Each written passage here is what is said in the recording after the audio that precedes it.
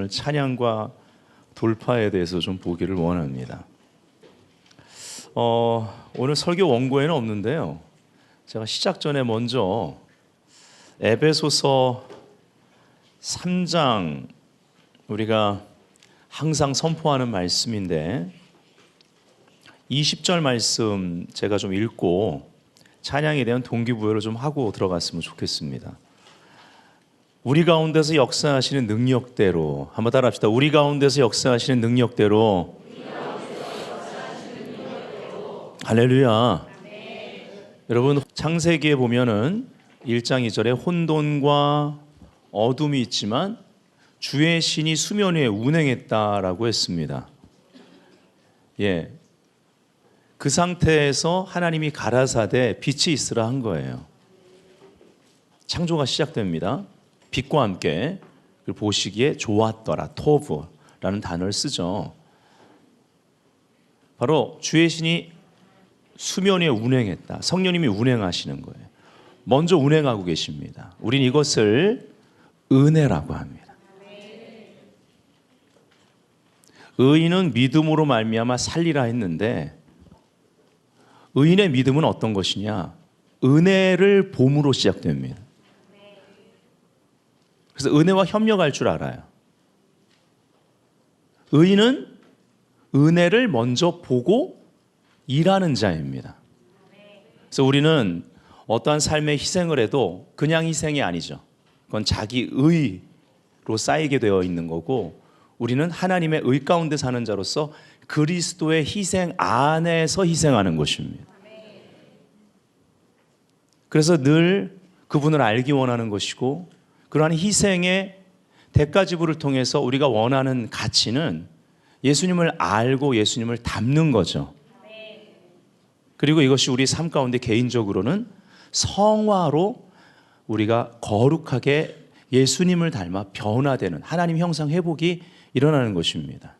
자, 여기서 우리 가운데 역사하신 능력대로 이 기름 부으심, 여기 우리는 그 앞에 보면 에베소 1장부터 해서 창세 전부터 예정됐고 선택된 구별된 자들입니다.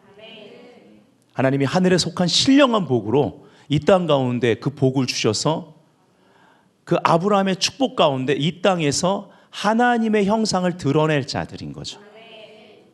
그리스도 안에서의 그 정확한 주소를, 그 주소의 명패를, 여러분 우리 옛날에는 지금도 그렇지만 옛날에 이렇게 나무로 이름도 해놓고 주소도 항상 있었잖아요. 그렇죠? 네.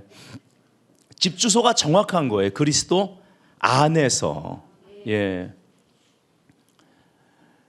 그래서 여기 우리라는 것은 구별된 자들입니다. 그럼 항상 우리의 삶의 모든 삶의 모습과 과정은 주의 신이 운행하는 것을 봄으로 시작돼요. 그러니까 여기 뒤에 보면 우리가 구하거나 생각하는 것에 우리가 구하는 기도, 그렇죠? 그리고 하는 말, 그리고 생각, 비전 위에 그 모든 것에 더 넘치도록 역사하신다는 거예요. 믿으십니까? 근데 구별된 바로 우리 성도들 가운데 운행하시는 그 능력, 기름 부심이 먼저예요. 근데 제가 오늘 이제 메시지를 전하게 될 찬양과 돌파에 대한 메시지. 찬양은요, 기름 부음의 증가를 가져오거든요. 아멘. 그리고 기름 부으심, 하나님의 능력은 우리의 삶에 어떠한 것이 있다 할지라도 뚫고 나가는 돌파의 능력입니다. 찬양 안에는 돌파의 능력이 있어요. 그래서 다윗이 수없이 그 많은 난관들을 타개하고 돌파하면서 나아갈 때마다 그때 터져나온 노래들이 우리가 은혜를 받는 시편에 많이 실려 있다는 것입니다. 그래서 오늘 우리의 눈이 열려서 정말 우리의 감사나 찬양을 제한하고 가로막는 그러한 삶의 많은 모습들, 요소들, 사람들의 시선들, 말들 많습니다. 네. 그런데요, 이러한 가운데 주의 신이, 어둠과 혼돈 가운데 주의 신이 그 수면 위에 나의 삶 가운데 운행하는 것을 볼 수 있는 은혜가 그 눈이 열리시기를 주 예수님을 축복합니다. 아멘. 오늘 그거에 대해서 좀 보기 원하는 거예요. 아멘. 자, 우리 옆 사람이 말합시다. 찬양으로 돌파합시다. 찬양은 기름 부음의 증가를 가져옵니다. 아멘. 자, 야곱의 그 자녀들을 향한 예언으로부터 좀 시작하기 원하는데요. 오늘 유다를 향한 예언을 보기 원합니다. 창세기 49장 8절 우리 다 같이 한번 읽어볼까요? 시작. 유다야, 너는 내 형제의 찬송이 될지라. 내 손이 내 원수의 목을 잡을 것이요 내 아비의 아들들이 내 앞에 절하리로다. 49장 9절부터 10절 이어서 있습니다. 시작.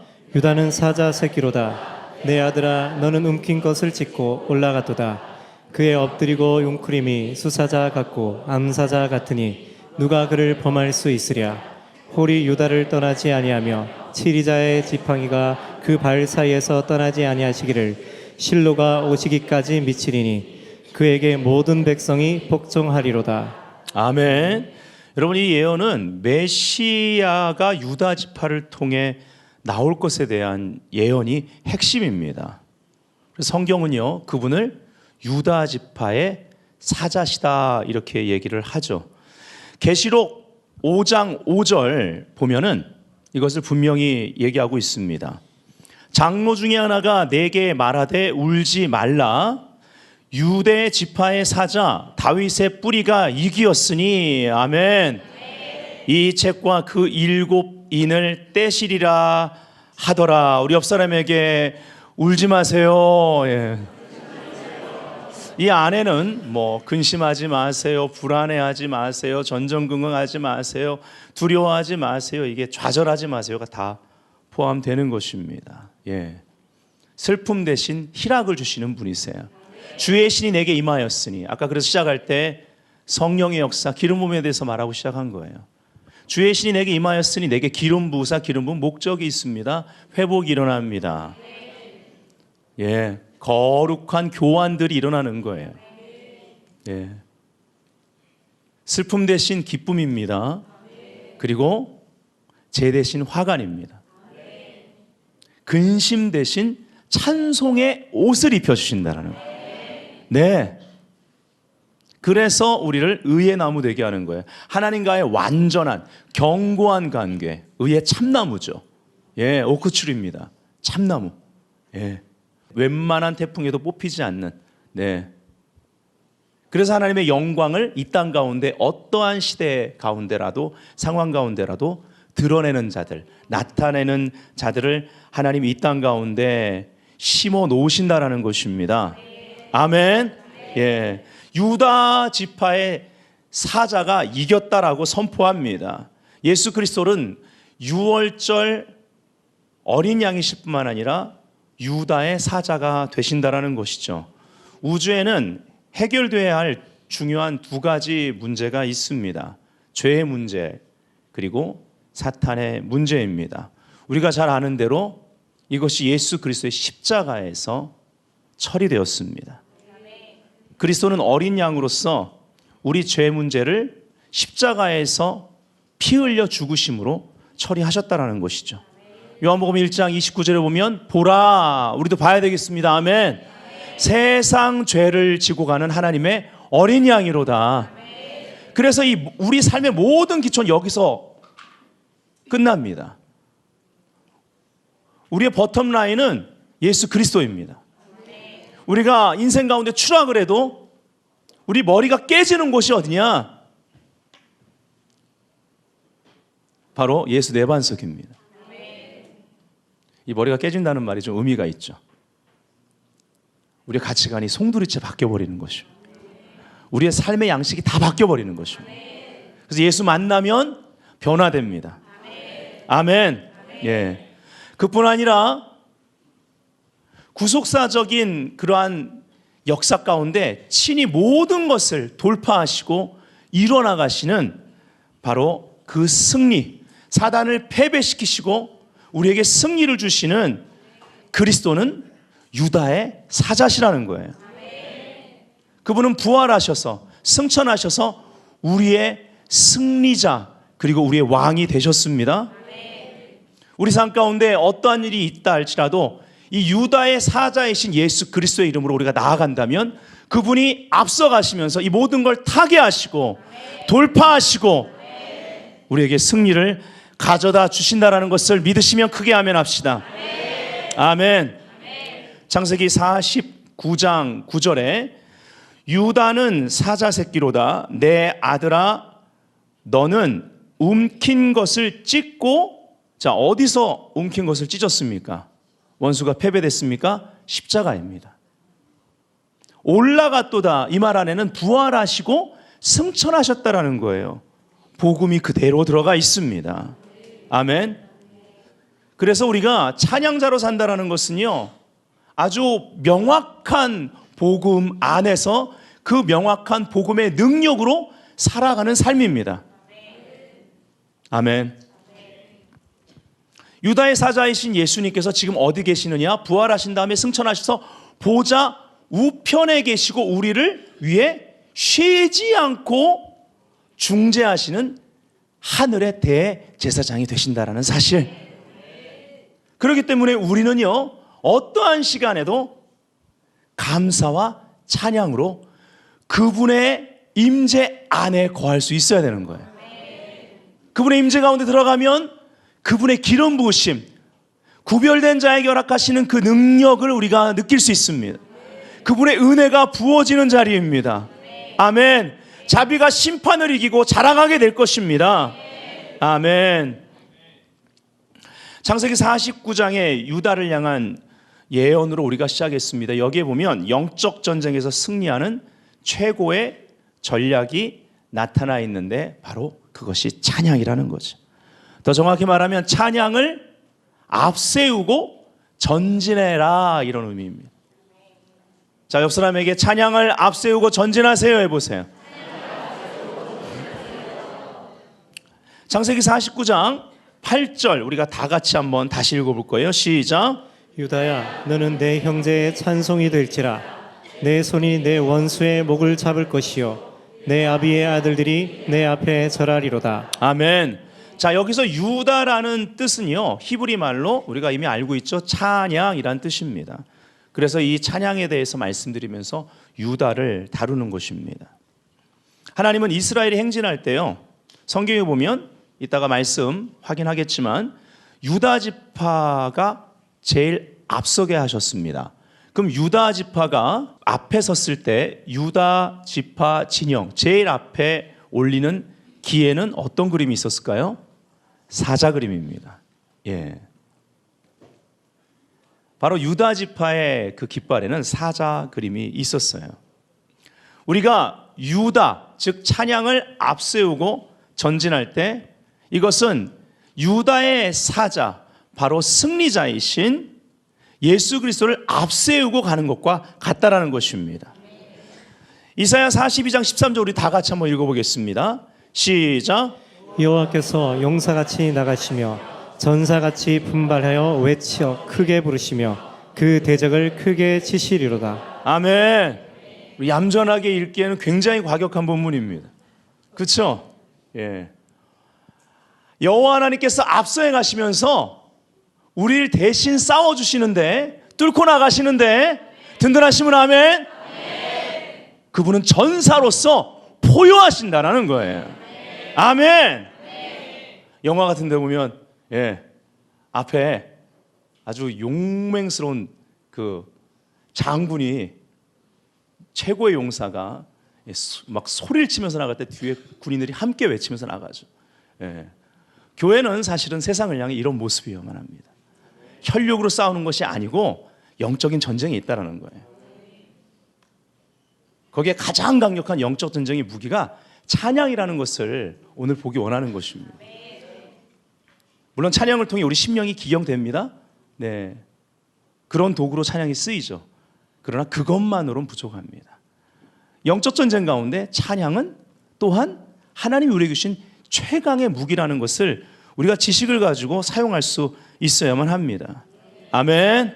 예. 그래서 우리 교회는 좀 시끄러워요. 시끄러워야 돼요. 이거보다 더 시끄러워야 됩니다. 아멘. 아멘도 크게 하고 아멘뿐만 아니라 항상 모든 것의 반응이 이 찬양의 표현이어야만 합니다. 아멘. 그냥 아멘도 하지만 이렇게 손을 들고 아멘할 수도 있어요. 그렇죠? 감동 오면 일어나는 것입니다. 그래도 설교 중에 막 일어나지 마시고. 왜냐하면 이런 거 있어요. 우리가 찬양할 때 일어나서 하는데 그리고 나서는 이렇게 한번 앉은 다음에는 웬만해서 안 일어들 하십니다. 혼자 일어나서 경배하는 사람은 없어요. 말씀 끝나고 기도를 시켜도 우리 잠깐 자매 이름이 뭐였더라? 혜림이에요. 그래, 혜림이. 우리 혜림이가 얼마 전에 등록을 했는데 잘 일어나 그냥. 그냥 감동 오면 사람이고 뭐고 없어요. 우리 혜림이가 저 TV 조선 거기에 나왔어, 인터넷 신문에. 이게 나라민족의회에서 그 기도 집회 지금 계속 하고 있잖아요. 거기서 모두가 앉아서 기도하고 있는데, 그리고 이제 또 어떤 이들은 기도인지 농성인지 모르고 이렇게 반반씩 섞여 있는데 거기서 혼자 일어났어. 혼자 일어나서 똑같이 하지. 하도 이뻐가지고 제가 스크랩 해놨어요. 혼자 경배하는 거 거기서 경배하러 온 거지 농성하러 온 거 아니라는 거지. 그게 거기 딱 사진에 찍혔더라고. 아니 뭐하다 이렇게 됐나? 찬양은요 표현하는 겁니다. 찬양은 의지를 드려야 됩니다. 이거 훈련하셔야 됩니다. 난 점잖해서 점잖으시지만 거기서 다른 사람만큼 못해도 하나님이 그 중심을 아시니까 점잖은 거 아니까. 그러나 점잖하지만 다른 사람보단 조금 덜 하더라도 해야죠. 점잖으니까 난 아예 안 해. 난 평생 손뼉 맞힐 거야. 난 손 들면 됐어. 그 이상은 안 해. 난 한 손 들지 두 손은 좀 그래. 뭐 이렇게 살 수는 없잖아요. 표현해야 되는 거예요. 그래서 우리가 조금씩 표현해. 여러분 한번 과정을 보세요. 여러분 처음에 우리나라에 스탠딩 워십도 없을 때 일어나서 예배한다는 건 참 쉬운 게 아닙니다. 근데 스탠딩 워십이 성경적인 거 아시죠?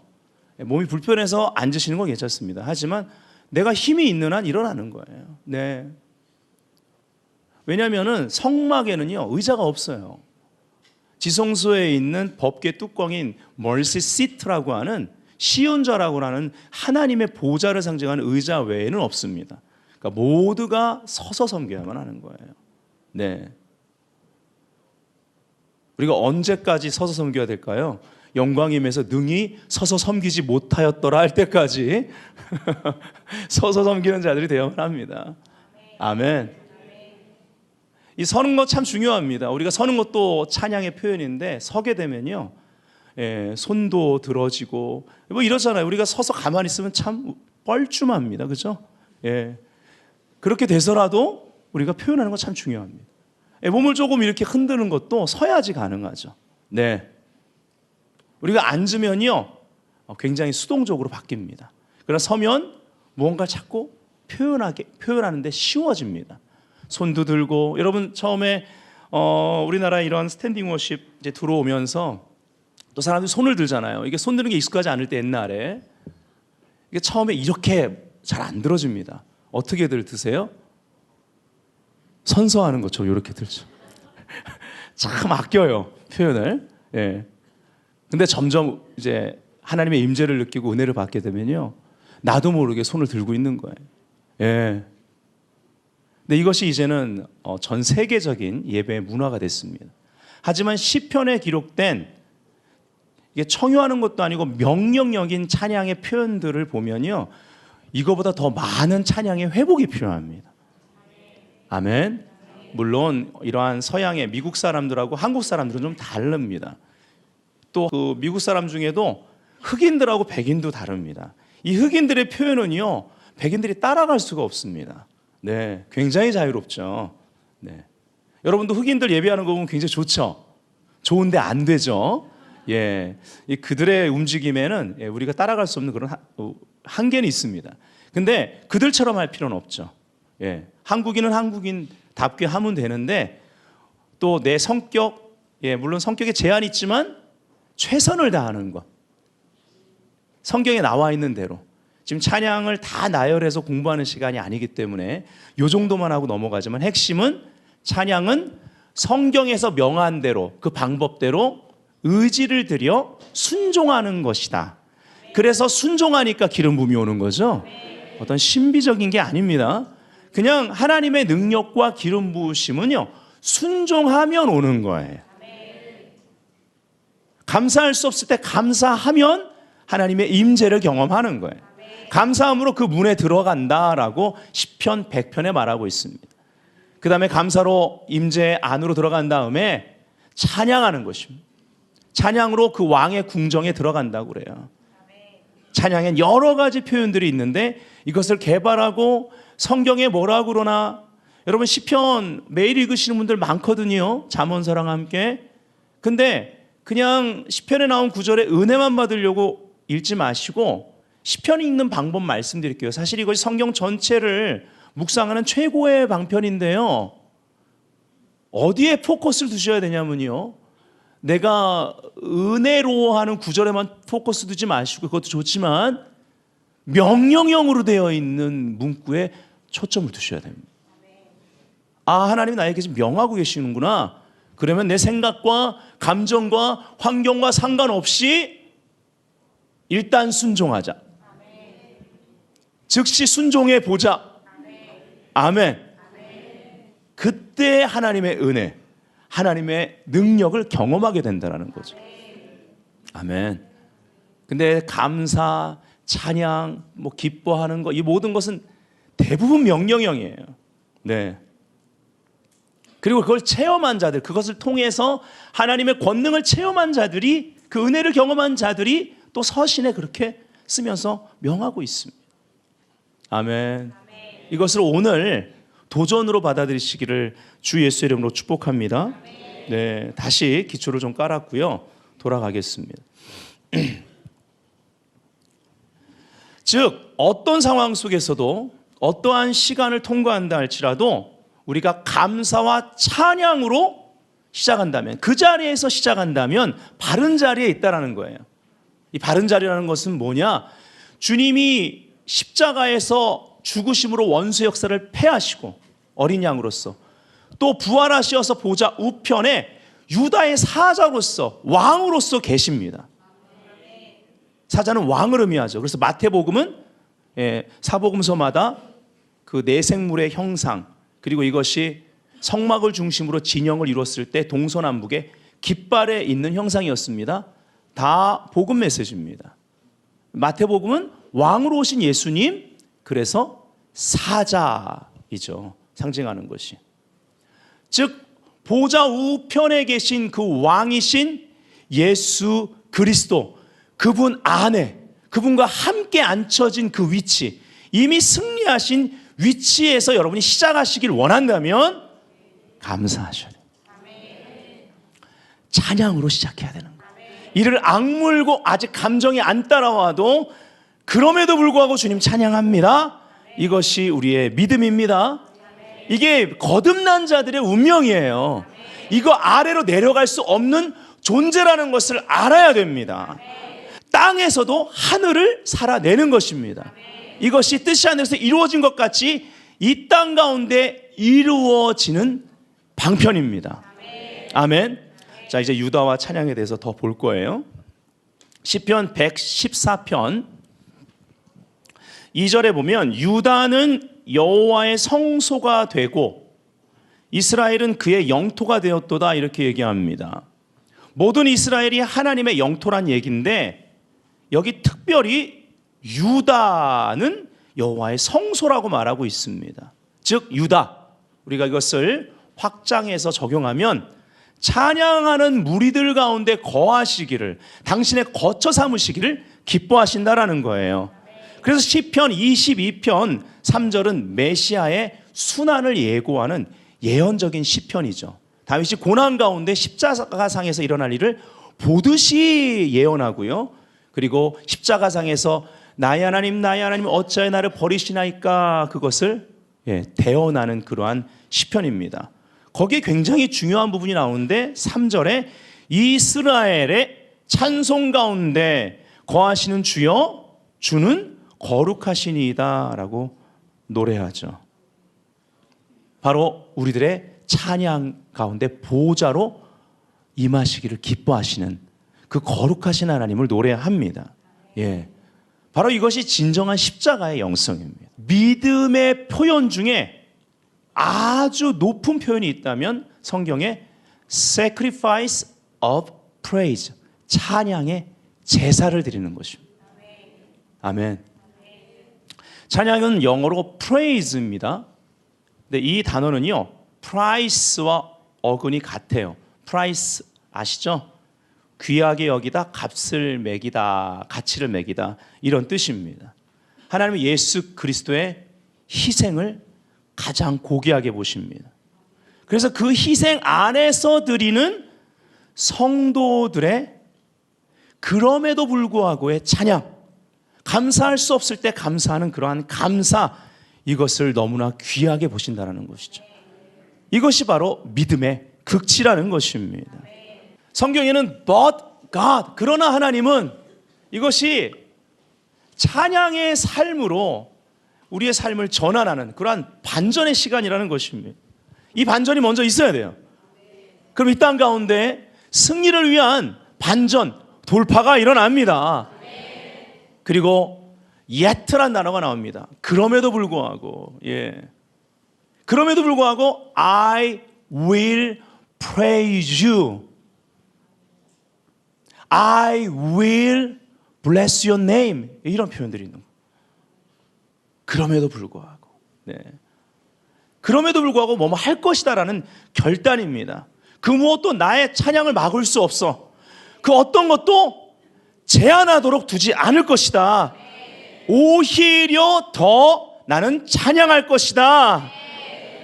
근데요, 성경에 이러한 yet 혹은 but God 이런 표현들로 말미암아 여러분 성경의 스토리를 보면 하나님의 그 위대한 창세전부터 계획하신 위대한 구속사의 은혜가 이 땅 가운데 나타납니다. 그 목적을, 구속사적인 목적을 찬양하는 자들, 예배자들을 통해 yet, but God 하는 자들을 통해 이루어 나가신다는 것이죠. 여러분, 이것이 믿음 생활입니다. 우리의 믿음은요, 기도 응답만 받는 것이 아니라 하나님의 구속사적인 일에 나와 나의 가정이, 공동체가, 그 나라가, 국가가 통로가 되는 그 열매를 맺는다라는 것입니다. 아멘. 그래서 유다를 앞세우고 전진하세요. 찬양을 앞세우고 전진하라는 말입니다. 찬양만큼은 포기하지 마십시오. 이를 악물고 감사해 버리세요. 불평하기 전에 감사합니다를 먼저 말하세요. 아직 얼굴은 분노하고 있어도 훈련이 됐기 때문에 내 입은 감사합니다. 미치겠네 진짜. 그래도 감사합니다. 오, 주님을 기뻐합니다. 속으로는 기쁘긴 뭐가 기뻐. 속에서는 그 원수의 속상임이 들립니다. 하나님 왜 이러세요 나한테. 근데 그거 말하면 안 되는 거예요. 그러한 동기에서 나오는 어떠한 말도 하면 안 돼요. 말하면 그 생각이 지금 밖에서 안으로 들어오는 생각이거든요. 여러분 안에 예수님이 계시죠? 사단이 있는 거 아닙니다. 그렇기 때문에 사단은요, 원리가 항상 같아요. 어떤 종류든 밖에서 안으로 이러는 거예요. 내 안에서 이런 생각이 들죠. 하나님이 어떻게, 내가 지금까지 이렇게 했는데 어떻게 이러실 수가 있어. 근데 많은 부분 하나님이 한 게 아니에요. 하지만 그 모든 것 가운데도 합력하여 선을 이루고자 준비하고 계신 거예요. 근데 하나님 어떻게 이러실 수 있어요? 하나님 왜 그러세요? 하나님 왜? 이게요, 밖에서 안으로 지금 들어오려고 마치 이 속삭임이 내 안에 있는 것처럼 들리는 거예요. 느껴지는 거예요. 근데 그거를요 말로 해버리면, 그거에 해당되는 어떤 거라도 그런 동기에서 사실 잘 모르겠어요 요즘, 이 말 한마디가 모르겠어잖아요. 저 하나님 부인 안 했는데요. 근데 그 동기가 하나님 왜 이러세요? 하나님 지금까지 내가 이렇게 했는데 왜 이러세요? 이거에 동기를 두고 솔직히 잘 모르겠어요. 여러분 이게 별거 아닌 것 같죠? 그때 밖에서 안으로 침투하려는 그 사단의 생각이 내 생각 안으로 들어와서 세팅돼 버리는 거예요. 말은 그런 효과가 있어요. 그럼 이거를 반대로 이용해야 되는 거예요. 그 제일 좋은 게 뭐냐? 찬양을 습관화하는 거예요. 그러한 가운데 하나님 이거 왜 그러세요? 막 이런 것이 안에 있는 것처럼 밖에 들어올 때 그냥 습관적으로, 경건한 습관, 할렐루야! 여러분 이거 훈련 안 되면 잘 못합니다. 훈련된 사람은요 일단 그런 일 있을 때 일단 할렐루야! 이 말이, 할렐루야가 별로 은혜롭게 들리지 않으시죠? 예, 그렇죠. 지금 우리 보통 은혜로울 땐 할렐루야! 할렐루야! 근데요 되게 중요해요 이게. 우리가 진짜 자발적으로 감사할 땐 감사합니다. 그런데요 감사하고 싶지 않을 때 감사할 때는요, 습관이 된 사람은 의지적으로 하는 거예요. 감사합니다. 옆에 사람이 들을 땐 기름 부음은 없어요. 근데 역사가 나타나요. 그거를 하나님이 들으시고 요 녀석 사단도 듣는다. 그 사단은 물러가고 속삭이던 말을 못하고 입 닥치게 되고 하나님의 은혜가 부어지는 거예요. 그러면서 이어서 여러분이 만일 할 수 있다면 여러분이 정말 좋아하고 항상 은혜를 받는 그런 찬양을 하는 거예요. 아멘. 그냥 그 찬양 하나면 사실 끝납니다. 진짜예요. 여러분 해보세요. 그냥 감사합니다 주님, 아니면 할렐루야 할렐루야 이렇게 하고 나서 찬양 하나를 딱 하는 거예요. 여러분이 좋아하는 찬양. 그러면 그 찬양 또 찬송가 또 4절까지 있고 막 5절까지 있는 것도 있잖아요. 한번 해보세요. 그러면요 끝나요. 그 다음 완전히 달라요. 그 전후가 다르다라는 것을 여러분이 알 것입니다. 우리 가운데 역사하시는 능력대로. 그래서 그 다음에 뭐예요? 다르다라는 것은 지금 성령이 운행하시는구나, 이거 알게 되는 거예요. 그 다음에 여러분이 구하고 생각하시는 것 넘치도록 역사하신다라는 것. 지금까지 여러분 이거 경험하셨을 거예요. 그러니 찬양은 포기하지 마시라는, 찬양만큼은 줄이지 말라라는 것입니다. 시온의 대로가 막히지 않게 하라. 아멘. 시편 108편 8절에 보니까요, 유다는 나의 홀이며 이렇게 되어 있습니다. 유다 찬양, 여기다 찬양을 대입하면 찬양은 나의 홀이다. 왕의 홀입니다. 창세기 49장 10절에 보니까 홀이 유다를 떠나지 아니하며, 믿으시면 아멘. 즉 우리가 찬양하면 하나님께서, 왕께서 홀을 내미시는 거예요.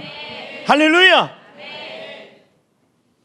에스더 금식하고 왕 앞에 설 때요, 규례를 깹니다. 근데 왕이 홀을 내밀었습니다. 그래서 왕 앞에 나아갈 수 있었던 것이고, 그 결과 원수는 패배합니다. 우리가 영적 전쟁하는 것 중요하죠. 그러나 더 중요한 것이 있습니다. 영적 전쟁 이전에 왕이신 하나님 앞에 가까이 나아가는 것이 먼저입니다. 감사함으로 그 문에 들어가십시오. 찬송함으로 왕의 궁전으로 나아가는 것입니다. 아멘. 그러면 하나님이 앞서 행하시면서 용사처럼 외치시면서 이야! 그 원수가 어떻게 감당합니까? 할렐루야. 우리 이따 끝나고 이런 시간을 가질 거예요. 할렐루야. 돌파가 있을 줄 믿습니다. 유다라는 뜻은 히브리 말로 찬양이라는 뜻인데, 이 단어는요 어떤 단어에서 유래했냐면 손을 뻗다, 그리고 대적을 향해 돌을 던지다 혹은 활을 쏘다라는 단어에서 온 것입니다. 자, 우리가 조금 더 보기를 원해요. 자, 아까 말씀드렸죠. 하나님께서 유다 지파가 앞에 진을 치게 하고 전진하게 했다고 그랬어요. 민수기서 2장 3절 공동 번역으로 보면 해 뜨는 동쪽에는 유다 지파가 부대를 편성하여 길을 앞세우고 진을 치라 했습니다. 하나님의 명령이었습니다. 자, 이사야 1장 1절부터 2절까지 우리가 다 같이 읽어볼 거예요. 시작. 여호수아가 죽은 후에 이스라엘 자손이 여호와께 묻자와 가로되 우리 중 누가 먼저 올라가서 가나안 사람과 싸우리이까? 여호와께서 가라사대 유다가 올라갈지니라. 보라, 내가 이 땅을 그 손에 붙였노라 하시니라. 아멘. 자, 여호와께서 가라사대 유다가 올라갈지니라. 다른 말로 하면 오늘날 적용하는 차원에서는 찬양을 앞세워라. 일단 찬양 먼저 해.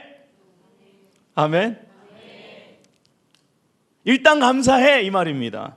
예. 그러면 원수를 우리 손에 붙이십니다. 예, 승리가 있다라는 얘기예요.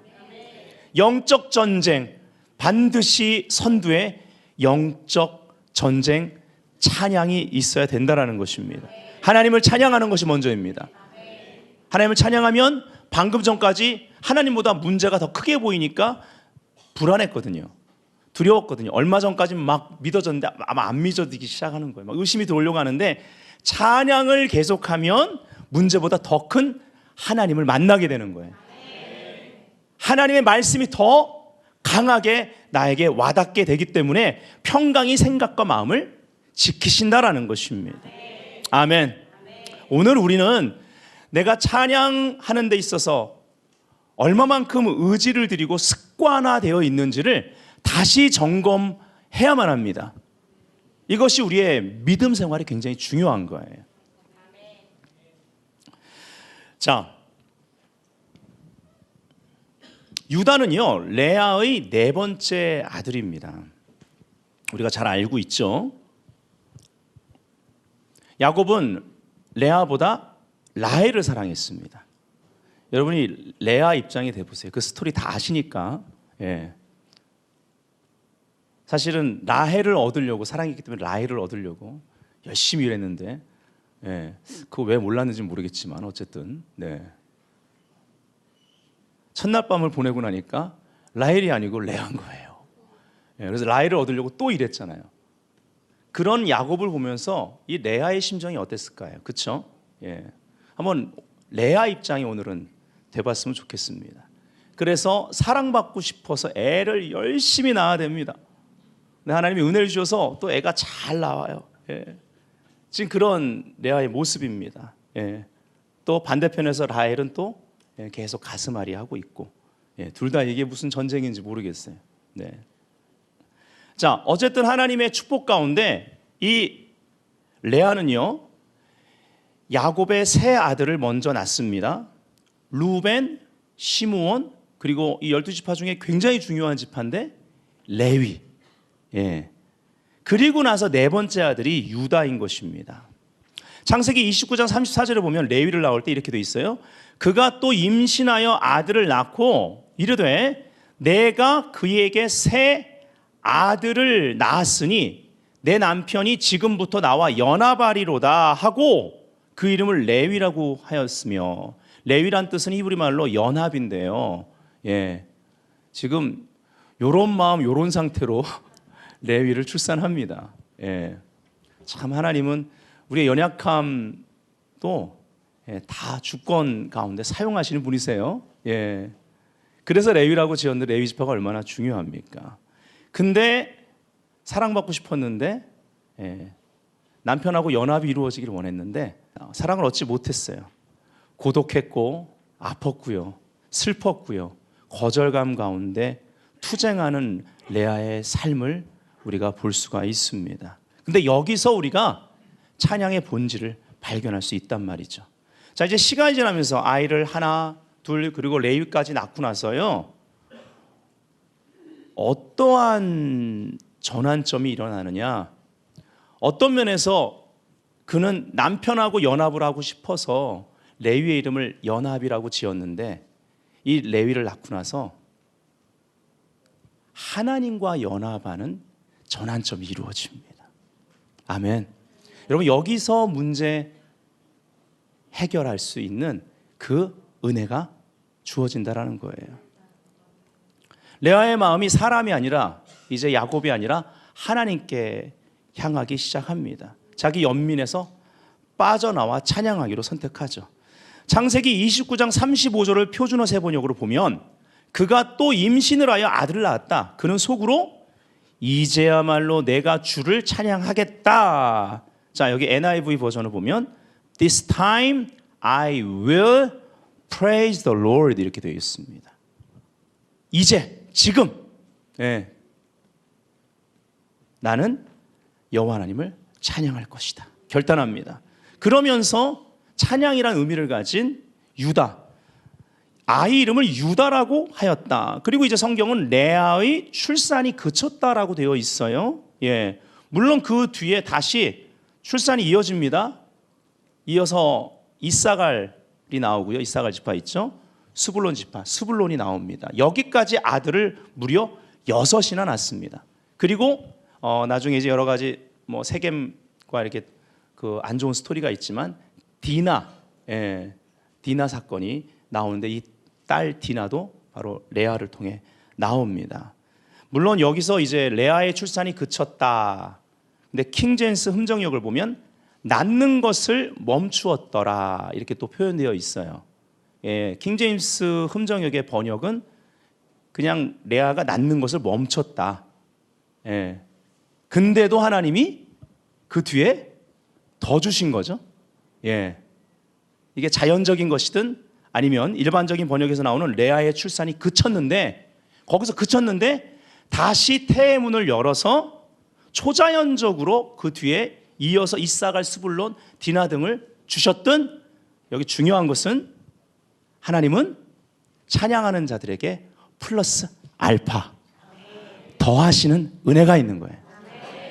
그리고 찬양하는 자, 예배자의 입장에서 볼 때는 그 뒤에 허락하시는 것은 진짜 하나님의 은혜인 것입니다. 즉 은혜로 사는 것을 말하는 거예요. 은혜로 살게 되는 것입니다. 우리가 바른 찬양의 위치에서 감사와 찬양을 선택하면 늘 은혜 가운데 살게 돼요. 어떤 일을 만나도 다 은혜인 거예요. 우리가 욥과 같이 살 수 없지만 욥의 고백을 통해서 우리가 찬양의 중요한 가치를 알 수 있습니다. 주신 이도 하나님이시고 가져가시도 하나님이시니 그분의 주권을 인정하는 삶이 된다는 것입니다. 여기 더 중요한 것이 있는데요, 남편과의 사랑이 회복됩니다. 창세기 49장 31절 보니까요, 아브라함과 그 아내 사라가 거기 장사되었고 이삭과 그 아내 리브가도 거기 장사되었으며 나도, 야곱이죠, 나도 레아를 그곳에 장사하였노라. 사라, 리브가가 묻힌 그 자리에 여러분 라헬이 아니고 레아가 묻힙니다. 그럼 라헬은요, 베들레헴 길에 묻힙니다. 레아를 그곳에 묻어요. 우리가 이것을 통해서 남편과의 관계가, 사랑의 관계가 회복된 것을 볼 수가 있습니다. 찬양은 돌파만이 아니라 우리에게 회복을 가져다 준다라는 것이죠. 아멘. 자, 우리가 또 보아야 될 인물이 있습니다. 찬양과 돌파를 보면서 다말입니다. 유다의 며느리 다말. 룻기서 4장 12절에 보니까 다말이 유다에게 낳아준 베레스의 집과 같게 하시기를 원하노라 이렇게 나옵니다. 자, 여기 베레스의 집에서 베레스는요 히브리 말로 페레츠입니다. 파라츠랑 비슷한 의미를 갖고 있습니다. 파라츠, 돌파하다, 터져나가다, 부서지다 이런 뜻이잖아요. 페레츠는요 갈라진 틈, 부서진 벽, 터짐, 폭발, 분출이라는 아주 강력한 돌파의 의미를 가지고 있습니다. 사실 이 다말의 스토리 다 아시죠? 예. 다말은 유다의 며느리입니다. 그러니까 유다가 시아버지란 말이에요. 근데 이 시아버지를 통해서 아이가 나오는데 그것도 쌍둥이가 나와요. 그 쌍둥이의 첫째 애가 이름이 베레스입니다. 돌파란 의미를 가지고 있다라는 거예요. 우리가 볼 때는, 우리 관점으로 볼 때는 수치스럽고 좋지 않은 배경이 맞습니다. 예, 그리고 실제 그 방법은 좋지 않습니다. 하지만 구속사적으로 볼 때 모세에게 하나님이 주신 그 법 가운데 고엘 사상, 계대 결혼이라는 그 결혼 제도를 전제로 하고 볼 때는 유대 가문의 대를 잇기 위한 이 여인의 노력이었다라는 거예요. 실질적으로 예수님의 족보에 이 여인 그리고 룻이 나와요. 그러니까 나오미가 여기 다말이 유다에게 낳아준 베레스의 집과 같게 하시기를 원하노라. 예, 이 간절한 원함과 기도가 하나님의 주권과 자비로 말미암아 마태복음 1장의 계보에 다말과 룻이 등장하는 데 있어 응답이 된다라는 것입니다. 예. 여기에는 죄의 문제도 있을 수 있습니다. 예. 전혀 간과할 수는 없죠. 그리고 회개를 했다 할지라도 우리 삶 가운데는 수치심이 있고 두려움이 좌절이 계속 남아있을 때가 있습니다. 근데 이것을 통해 어떤 일이 벌어집니까? 찬양이 막혀요. 우리 인생에 하나님의 그러한 길을 가는 데 있어서 계속 전진하지 못할 때가 많습니다. 다말이라는 이 단어는요, 타마르입니다. 히브리 말로. 동일한 단어가 타마르, 동일한 단어인데요, 종려나무란 뜻이 있어요. 이 단어는요, 타마르는 똑바로 세우다라는 그러한 단어에서 유래한 것입니다. 다말처럼 우리가 살다 보면, 다말은 이제 남편도 죽고, 그러나 그 당시 존재했던 이 계대 결혼 제도, 그래서 고엘을 찾는 것입니다. 이 고엘 사상. 룻에게는 바로 그 고엘이라는 고엘 사상 가운데 누굴 만나요? 보아스를 만나는 것입니다. 그걸 통해서 다윗이 나오고 예수님이 이 땅 가운데 메시아가 오게 되는 거죠. 이것이 오늘날 우리에게 은혜고 자비인 것입니다. 독생자의 영광을 보면 은혜와 진리가 충만해요. 네. 우리 인생 가운데에도 내 마음대로 안 되는 좌절의 시간이 있습니다. 상실감이 있습니다. 그때 하나님의 주권적 계획 가운데 합력할 선을 이루시는 놀라운 은혜와 자비를 보이시고 베푸신다라는 것이죠. 똑바로 다시 세우시는 것입니다. 종려나무 같게 하시는 것입니다. 자, 여기에 베레스의 집과 같게 하기를 원하노라. 돌파의 집과 같게 하시기를 원하노라. 이것이 우리의 가정이 되어야만 하겠습니다. 아멘. 더 큰 하나님의 주권적인 섭리를 믿으시면 아멘. 이 국가가 베레스의 집, 돌파의 집이 되어야만 한다는 거예요. 하나님이 심판하시려고 했으면요, 이미 열방은 끝났을 것입니다. 이미 이 국가는 끝나야 되는 것입니다. 우리 삶도 마찬가지입니다. 내세울 거 사실 없잖아요. 나는 죄인 중에 괴수라. 은혜를 경험하면 경험할수록, 하나님은 알면 알수록 그분 앞에서 그가 아무리 의롭게 살고 열매를 맺고 교회를 개척하고 복음의 일꾼이 돼도 그러한 삶 가운데 하나님을 알면 알수록 그 거룩하신 하나님 앞에서 그가 얼마나 작은 자이고 정결치 못한 자인지를 알아. 죄인 중에 괴수라고 했던 바울, 사실 다메섹 도상에서요, 그는 죽었어야 됐습니다. 심판을 받았어야만 했습니다. 무슨 말입니까? 그때 이미 심판을 받은 겁니다. 그러나 하나님은 선택한 자를 그 심판을 통해서 새 창조해 내시는 거예요. 돌파의 집이 되게 하시는 것입니다.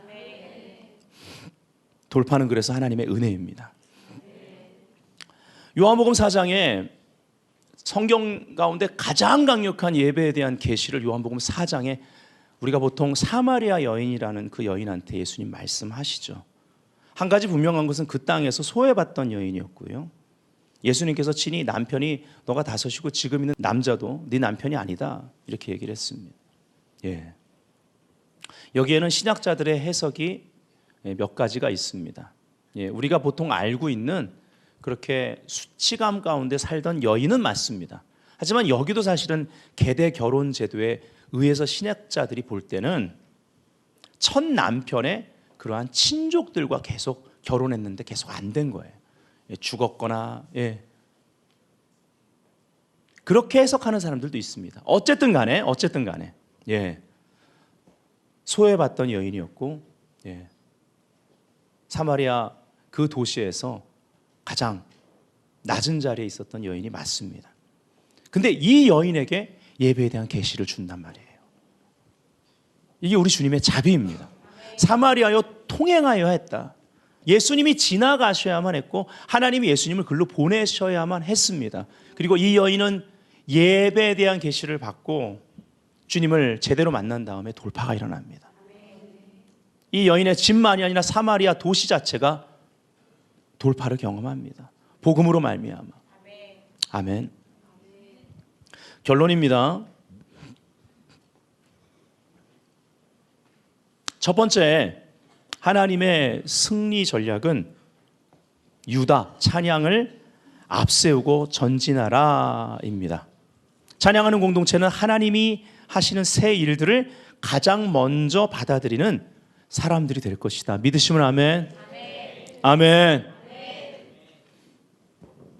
여러분, 가게가 믿음의 가게로 이어져 온다 할지라도 그러한 선한 부르심에 대한 욕심을 한번 가져보십시오.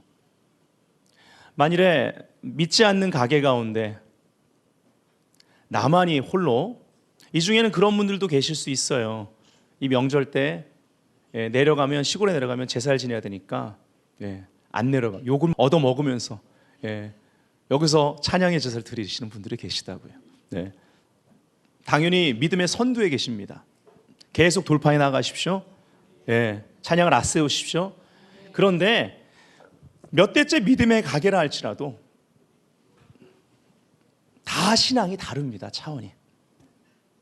이왕이면 선한 욕심을 가지고 주님, 나와 나의 집은, 나의 가정이 이 믿음의 계보를 이어온 우리의 가게 가운데에도 가장 선두에서 주의 길을 예비하고 늘 감사와 찬양으로 차원 높은 믿음과 하나님의 권능을 경험하는 그러한 가정이 되게 하여 주옵소서.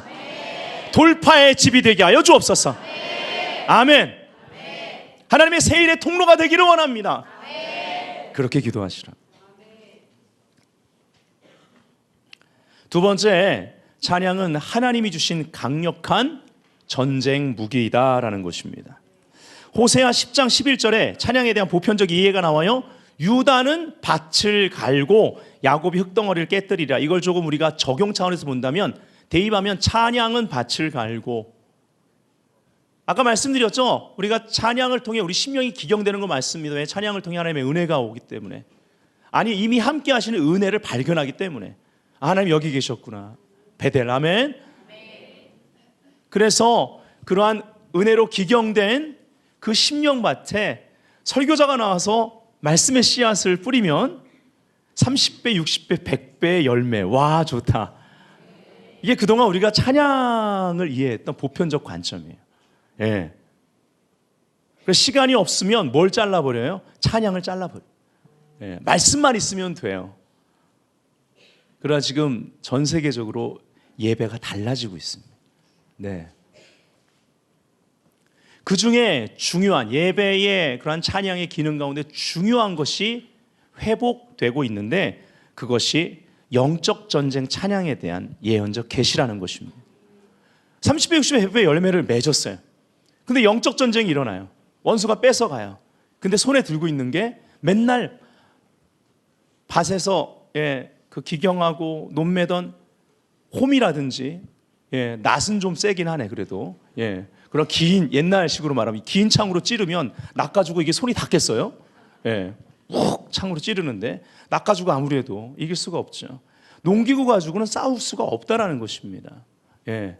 즉 우리가 유다는 맏을 갈고 찬양을 통해 우리 심령이 기경되기도 하지만 전쟁이 일어났을 때는 그 농기구를 무기로 바꿔낼 줄 알아야 되지 않겠습니까?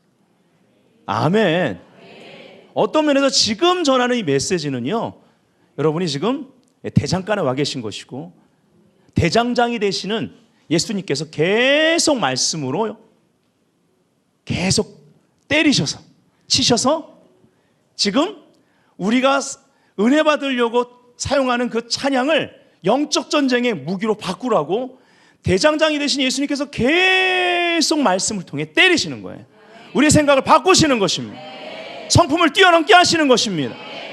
적용하라는 거예요. 승리를 취하라는 것입니다. 자, 여기 요엘서 3장 9절부터 10절 우리가 다 같이 읽겠습니다. 시작.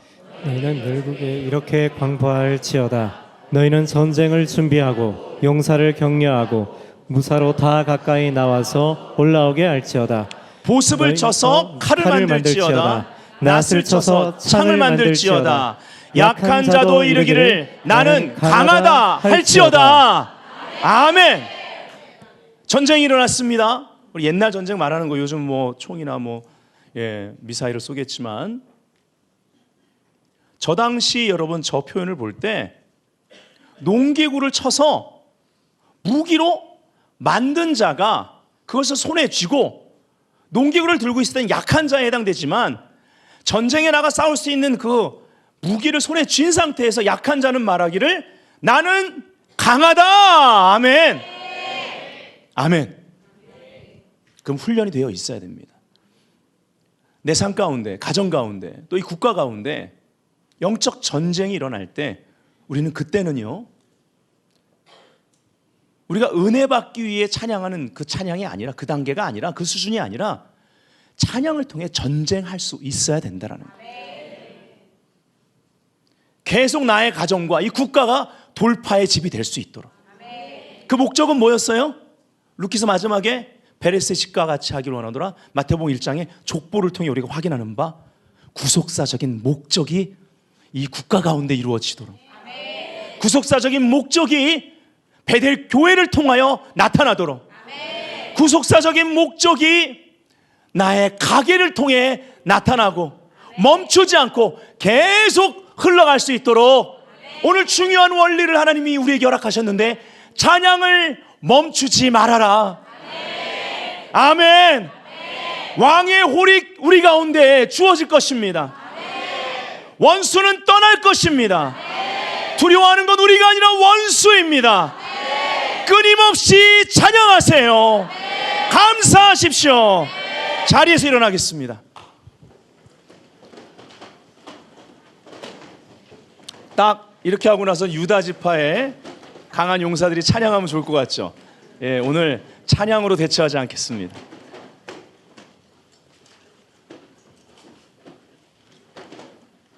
오늘 일부러 찬양팀 없이 하겠습니다. 우리 그냥 반주도 내려가세요, 그냥. 네. 왜냐하면 음악이 없어도, 음악은 중요합니다. 찬양에 있어서 음악이 없어도 우리의 사운드와 우리의 몸짓이 찬양에 굉장히 중요한 표현입니다.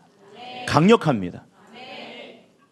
여러분 영적 전쟁할 때마다 일터나 가정에서 교회로 전화해서 베델 글로리 찬양팀 좀 보내주십시오. 김종산 목사님 파송해 주세요. 지금 영적 전쟁 굉장히 강한데 우리 조성민 집사님 드러머 좀 보내주세요. 때려 부셔야 되겠습니다. 이렇게 할 수 없는 거죠. 여러분 일터에서 여러분이 할 수 있어야 되기 때문에. 아멘.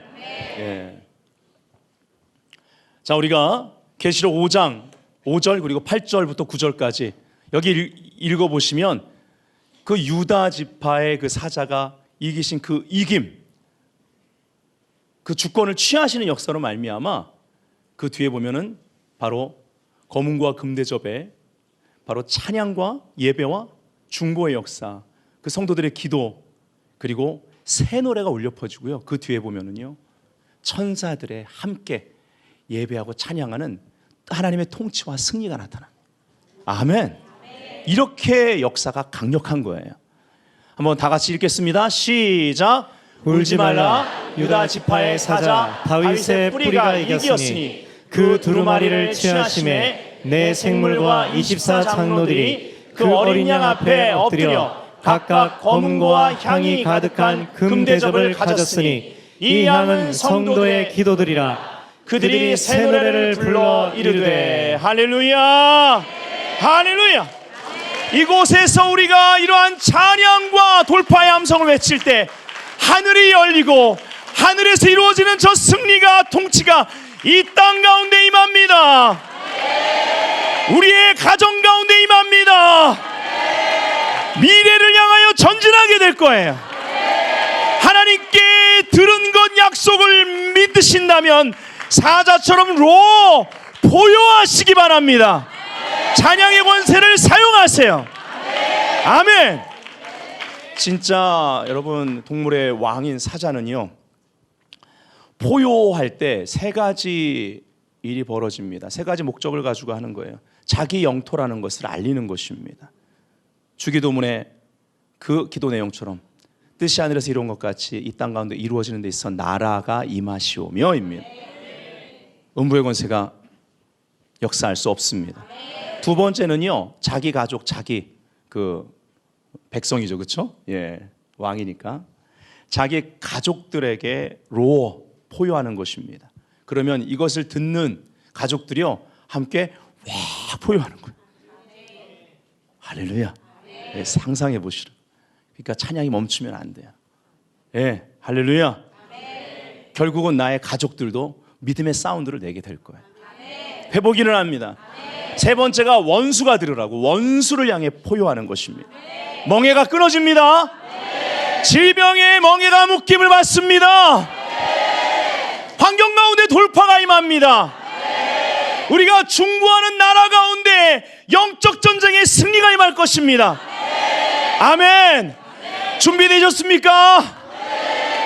할렐루야. 할렐루야. 제가 하나 둘 셋 하면 사자의 포효 소리를 내는 거예요. 예, 그리고 짐승 소리를 내려는 게 아닙니다. 사람은 사람답게 우리가 외치는 거예요. 예, 반주 없이요. 반주 도움 필요 없습니다. 여러분이 할 수 있는 한 길게 해보세요. 이때 여러분 돌파가 일어납니다. 이 시간 이후로 내 성품을 뛰어넘는 찬양의 표현이 이제 쉬워지는 분들이 계실 거예요. 특별히 남자분들 중에. 저는 이거 많이 경험했습니다. 네, 그 다음부터 찬양이 달라져요. 인생이 달라집니다. 할렐루야. 우리가 천국 가면 영원히 하게 될 것이 뭐예요? 찬양입니다. 거기는 설교 시간도 없습니다. 말씀이신 분과 완전히 하나가 됐기 때문에 영원히 하게 될 거, 이 땅에서 연습 좀 하셔야죠. 아멘. 준비되셨습니까? 하나 둘 셋. 예. 손뼉도 치시고 뛰기도 하시고 손도 흔들고 할렐루야. 더 Come on the church. 유다 지파의 사자가 이겼도다. Yes, yes. 돌파. 실질적으로 여러분 삶의 문제 가운데 돌파가 일어나도록 하나님을 찬양하며 외치세요. 예. more. 더. 승리, 치유, 회복, 비전의 성취가 임할지어다. 베레스의 집이 될지어다. 돌파의 집이 될지어다. 예, 예수 할렐루야. 예. 우! 할렐루야. 아우, 제가 멈추지 않으면 3부 예배 못 드릴 것 같아서. 네. 자, 여러분 머리 한번 안수해 보세요. 제가 축도하겠습니다. 이제는 우리 주 예수 그리스도의 놀라우신 은혜와 성부 하나님의 끝없는 사랑과 성령님의 내주하시며 교통하시며 특별히 찬양을 선택하는 당신의 자녀들 가운데 허락하시는 새로운 기름 부심과 강력한 영권이 오늘 유다 지파의 사자가 이겼음을 알고 그분의 포효 소리에 함께 찬양으로 동참한 베델교회 모든 성도님들과 오늘 교회를 방문한 모든 사람들 가운데 이제부터 영원까지 항상 함께 있을지어다. 우리 주님께 큰 박수 함성으로 영광 올려드립시다. 이게 기본이에요. 베델교회의 사운드는 이게 기본이에요. 돌파의 집이기 때문에. 할렐루야. 열방이 돌파의 집이 될 때까지 찬양할지어다. Now and forever.